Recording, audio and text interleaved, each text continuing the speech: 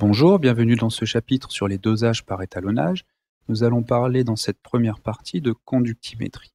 Alors qu'est-ce que la conductimétrie? Eh bien, elle s'intéresse au passage du courant dans les solutions. Alors on a ici un exemple de circuit avec le circuit électrique composé de fils électriques et d'une lampe et d'un générateur et une solution ici dans laquelle nous allons plonger des électrodes pour voir si le courant peut passer.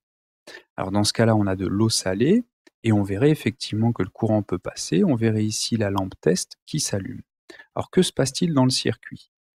D'abord, dans les fils électriques classiques, eh bien, vous avez le sens conventionnel du courant qui est de la borne positive vers la borne négative.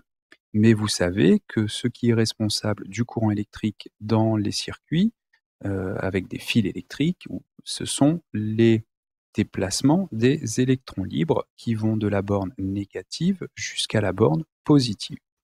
Donc c'est un déplacement d'électrons dans les fils métalliques qui est responsable du courant électrique. Mais dans les solutions, il n'y a pas d'électrons libres, donc il n'y a pas d'électrons qui peuvent circuler. Donc, c'est autre chose qui peut éventuellement circuler. Alors, il faut un déplacement de charge électrique pour créer un courant électrique. Or, une solution, elle peut contenir des charges électriques que l'on appelle des ions. Donc, dans une solution, eh bien, il peut y avoir un courant électrique s'il y a un déplacement d'ions. Dans le cas qui est ici, dans l'eau salée, eh bien, il y a des ions chlorure Cl- qui sont négatifs et des ions sodium Na+, qui sont donc positifs. Alors, les ions chlorure vont agir comme les électrons, puisqu'ils ont une charge négative, donc ils vont être attirés et se déplacer vers la borne positive, ou en tout cas vers l'électrode qui est la plus proche de la borne positive. A l'inverse, les ions sodium vont se déplacer vers l'électrode ici, qui est branchée sur la borne négative. Alors, le vocabulaire en conductimétrie, eh bien, les ions sont appelés des électrolytes et on va parler de solution électrolytique pour une solution qui contient des ions et qui laisse passer le courant électrique.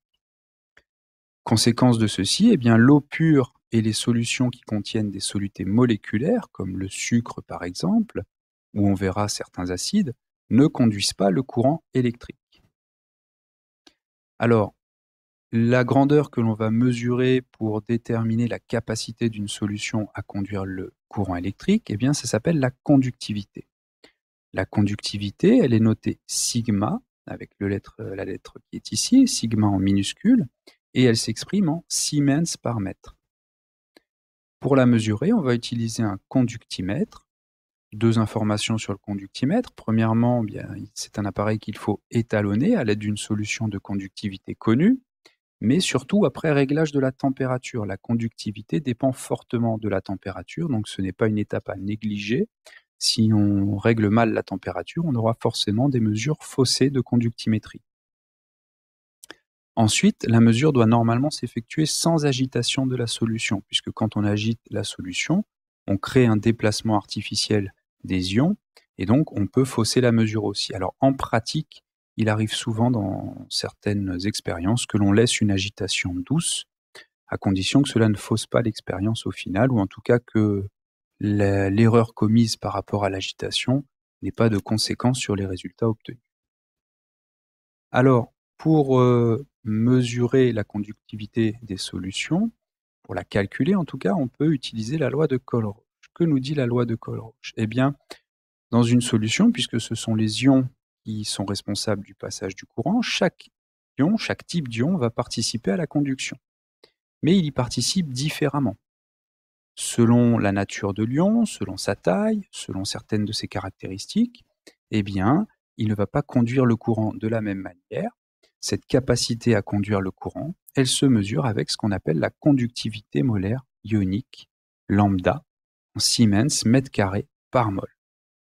Alors, cette conductivité molaire, elle sera donnée, mais donc la conductivité sigma de la solution dépend donc de la nature des ions présents et de leur concentration. Plus des ions chargés donc seront en grande quantité, donc en concentration importante, plus la conductivité de la solution sera importante. Alors, la loi de Colles-Rouge, elle est valable uniquement pour des concentrations faibles. Typiquement, on dit environ inférieur à 10 puissance moins 2 mol par litre. Donc ici, vous avez quelques exemples de conductivité molaire ionique de certains ions. L'ion qui a la plus grande conductivité molaire ionique, c'est l'ion oxonium H3O+, suivi de l'ion HO-, hydroxyde ici. Ensuite, la conductivité décroît assez fortement par rapport à ces deux ions, mais voici quelques exemples, Na+, Cl-, K+, et NO3-. Alors, la loi de Colroche, elle va s'écrire sous cette forme-là. Elle nous dit simplement, cette relation, que la conductivité sigma de la solution est égale à la somme des conductivités apportées par chaque ion. Et cette conductivité apportée par chaque ion, elle est simplement égale à la conductivité molaire ionique de l'ion multipliée par sa concentration. Maintenant, alors ceci, je rappelle, à la notation, la concentration des espèces en solution se note normalement entre crochets comme ceci. Surtout s'il y a plusieurs espèces, pour bien différencier les différentes concentrations, c'est cette notation-là qu'il faut utiliser.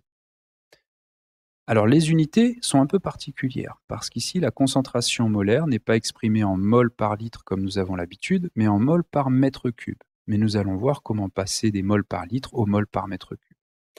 La conductivité molaire ionique, la voici, Siemens mètre carré par mol, et donc la conductivité de la solution est bien ici en Siemens par mètre. Alors, le passage de la concentration en mol par litre à des mols par mètre cube, eh bien, si on a une concentration d'une mol par litre, alors en mol par mètre cube, on obtient 1000 mols par mètre cube, tout simplement. Donc, c'est une valeur à retenir de façon à ne pas se tromper. Alors, un exemple, si on cherche la conductivité d'une solution de chlorure de sodium, qui contient donc des ions sodium Na+, et des ions chlorure Cl-, de concentration C égale 1,0 10 puissance moins 4 mol par litre. Donc ça, c'est la concentration générale en soluté chlorure de sodium. Alors on convertit tout de suite en mol par mètre cube, c'est 1,0 fois 10 puissance moins 1 mol par mètre cube, on a multiplié par 1000. On va pouvoir appliquer la loi de Colroche, mais avant, on va quand même se rendre compte ici que la concentration grand C, qui est notée la concentration solutée, bien, elle est égale à la concentration pour chaque type d'ion il y a là dans la solution, Na+ et Cl-, tout simplement parce que quand on dissout du chlorure de sodium NaCl, pour chaque entité NaCl qui est dissoute, eh bien, on obtient un ion sodium et un ion chlorure. Donc, on a bien des quantités égales au final et donc des concentrations égales. Alors, on applique la loi de Colroche, qui dans ce cas va donner simplement que la conductivité de la solution, eh bien, elle est égale à la conductivité molaire ionique de l'ion sodium, multipliée par la concentration en ion sodium, plus la conductivité molaire en ion ionique en ion chlorure, multipliée par la concentration en ion chlorure. Alors, on a écrit précédemment que ces deux concentrations étaient égales à grand C, donc on va le remplacer dans la relation ici. La parenthèse ici n'a rien à voir. Et on va factoriser par grand C pour obtenir que la conductivité de la solution est égale à la conductivité molaire ionique du sodium plus la conductivité molaire ionique du chlorure, multipliée par grand C. On réalise l'application numérique et on obtient que la conductivité de la solution est de 1,3 fois 10 puissance moins 3 Siemens par mètre. Voilà pour cette loi de Colroche, et nous verrons donc la conductivité et la conductimétrie en général, comment est-ce qu'on peut l'appliquer dans un dosage par étalonnage, sachant qu'un dosage, c'est simplement déterminer la concentration d'une espèce en solution.